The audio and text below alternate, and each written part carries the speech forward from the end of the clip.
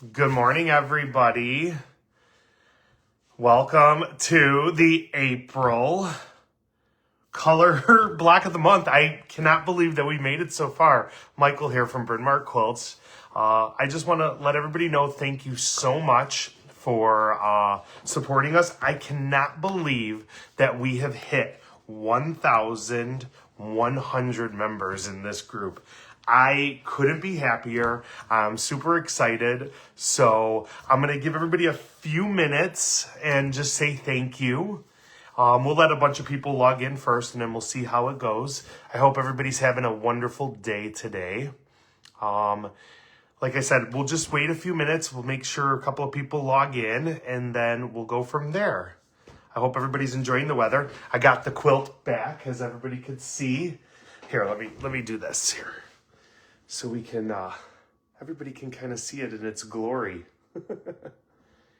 It was really fun to make, and I'm so excited everybody's doing it. And being, fat quarter friendly, you'll be able to do whatever you want and, just make sure it's in the color scheme. But look at all the leftovers. I did the piano key border, and this quilting is just absolutely gorgeous. I want to thank Quilter's Quest, Bob. He did this. I picked it and I thought it was just really fitting, and it's just such a pretty little pattern. It's called Dresden Party. As you can see, it's just really nice. So, all right, like I said, we'll give everybody a few minutes to see once you log in. We'll give it about 5 more minutes, okay? So I will look in and we will see what's going on. I hope everybody is having a good day. So I used to hate facial.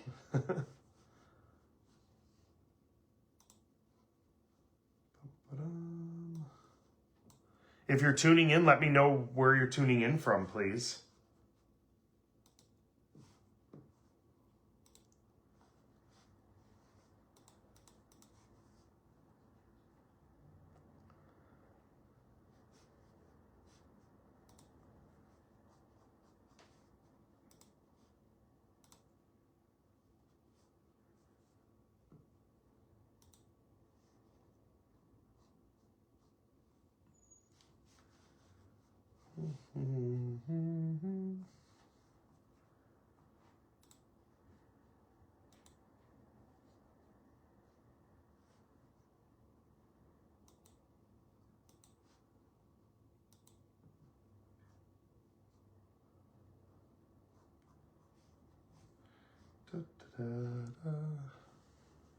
I'm just logging into the computer so I can also see what's going on as we go live.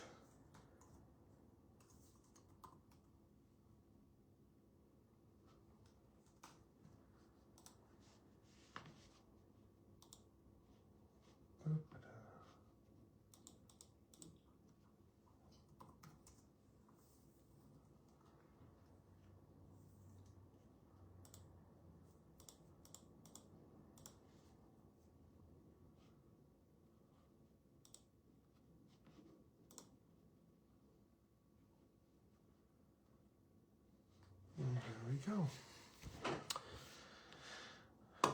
Okay, well, I guess I'm just going to jump right in, and we are going to talk about the April block of the month, which is the Crop Duster plain block.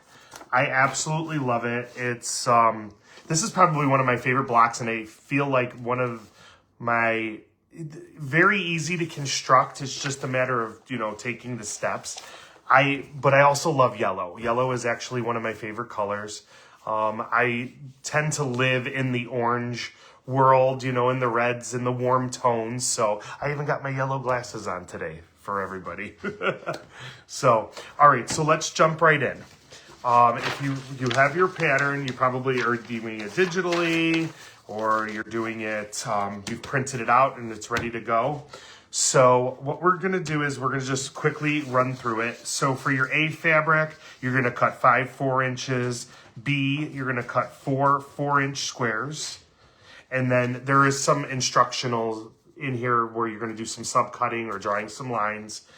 Again, you're going to cut 1 4 and 3/4 inch square for B fabric. That will be the center of your block. And you have your C fabric, which is you're going to cut 4 3 1/4. And then your D fabric, which is your darkest color, you're going to cut 4 3 1/4. And then you're going to cut 1 4 inch. Okay, so we're going to start off with the center. Like I've done before, I kind of prepped everything so I can kind of show you, you know, step by step. So here we go. I'm going to lower this down and we're going to look at that. All right, so you're going to start off with your center B square, which is this one right here. And then you're going to place a D fabric on either side, making sure that you center it on the piece. And then you're going to sew 1/4 of an inch all the way down, and then you're going to press to the outside, okay? And then you're going to take, actually, you know what? I probably should have went into your half rectangle, or excuse me, your half triangles first, because you're going to need those ahead of time, and you're going to have to do that. So here we go. So sorry about that. We're going to just start over. You're going to have your half triangle. You're going to put your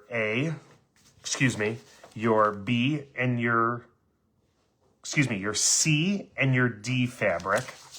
Yes, C and your D fabric, right sides together. It's those triangles that you cut out. And then you're going to sew 1/4 of an inch all the way down.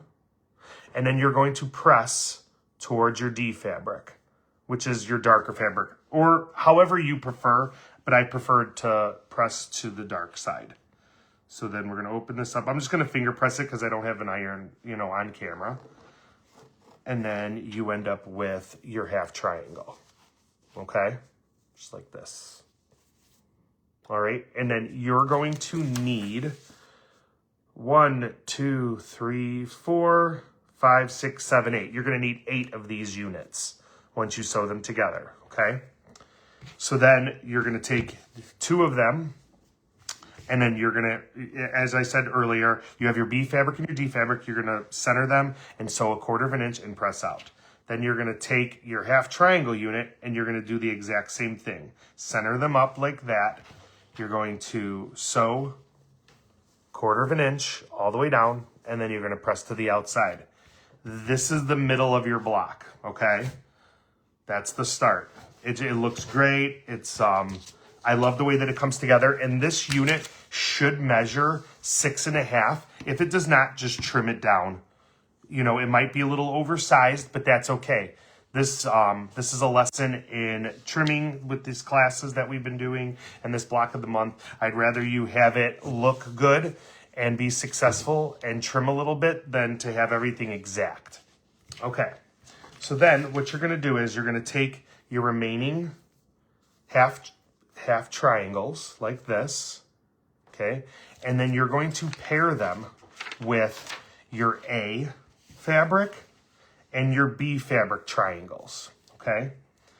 What I've done is I've taken steps to get them prepped for everybody so we can do that. So what you're going to do is you're going to take these units, once you sew your 1/4 of an inch all the way down, you're going to see that they're oversized. Using your preferred trimming method, or squaring method rather, you are going to trim these down to 3.5.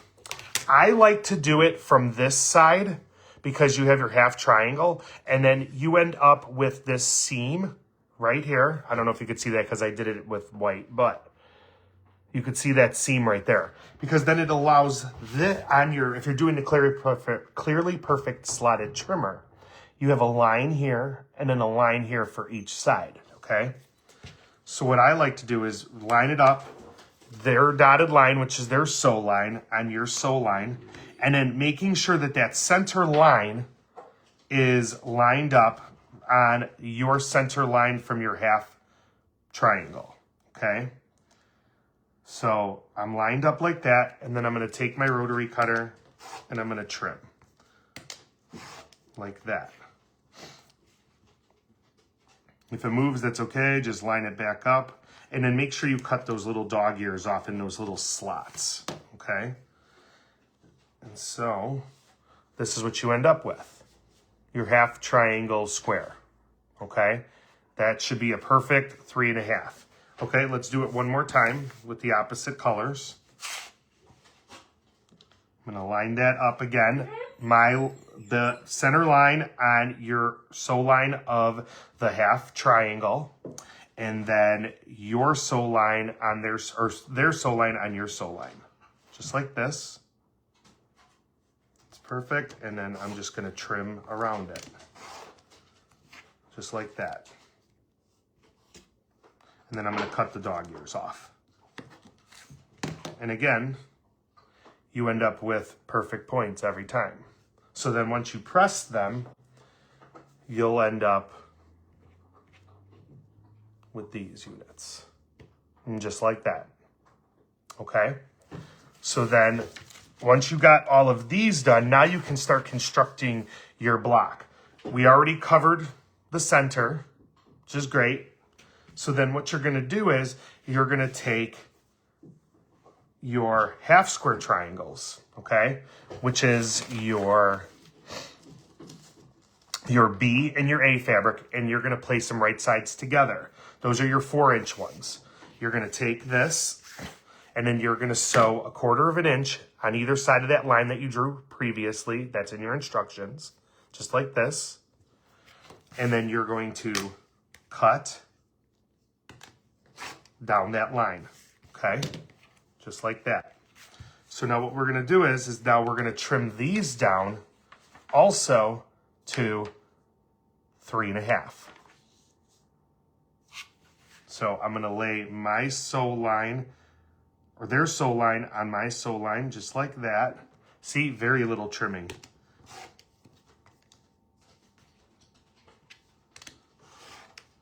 And then I'm gonna cut those dog ears.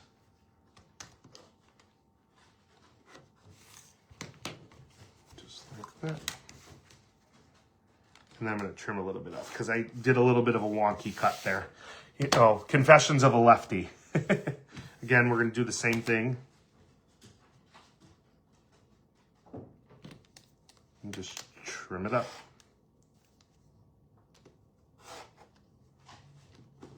Cut those dog ears off.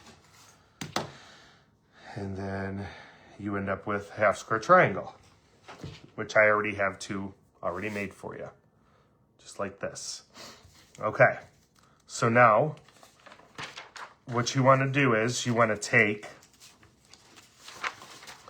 one of these and one of your A, D, and C fabric, and then you want to lay them right sides together, just like this. Almost making a chevron, like that, okay? You'll put this right sides together, you'll sew 1/4 inch, and you'll press to one side, okay? So what you wanna do is you wanna construct 2 of them just like that, okay? Then you wanna take your next set and you just wanna flip their sides, right? So you want this one on this side, this unit, and your half square triangle just like that, okay? Right sides together. You're gonna sew 1/4 inch all the way down, and then you're gonna press to one side. Just like that, okay? So you're gonna do that to all 4. You'll do 2 and 2, and then you'll take your center unit, and then you'll take your first 2, which is like this, and like that. And then you'll put them right sides together, making sure that you're nesting your seams. If you press them correctly, these seams, as you can see, will nest just like that. And then you'll sew 1/4 inch all the way down. Then you will take these units again, you have them on the sides, like that, and like that. And then you'll take your remaining half square triangle, like that, and you will take this unit like that, and then you'll sew these two, the 1/2 square triangle and the 1/2 triangle square on either side, and then you'll put them on each side of the block, okay? And then you will sew the block down. All right, so this is what you end up with. You have your center, and then your two sides that you did, which are opposites now because of the direction. And then you'll add your corners to the other two that you just sewed. And then you'll sew them down as a block. It's very simple. It's just a little bit of trimming and just making sure that your orientation is where it needs to be, right? Because if you flip this, you won't get the plane. So I know a lot of people were asking, well, how does it form a plane and why did they name it crop duster? Well, here you go. Here's the propeller. Here's the front of the plane. Here's the other side wing propellers, and then there's the tail. I hope that makes sense. So, all right. Does anybody have any questions for me? Thank you so much for tuning in with me today, and I hope that this was helpful. You know, if there's any more questions for me, you know, you could always contact me. And I truly do. I want to thank everybody so much for, you know, being a part of this journey with me.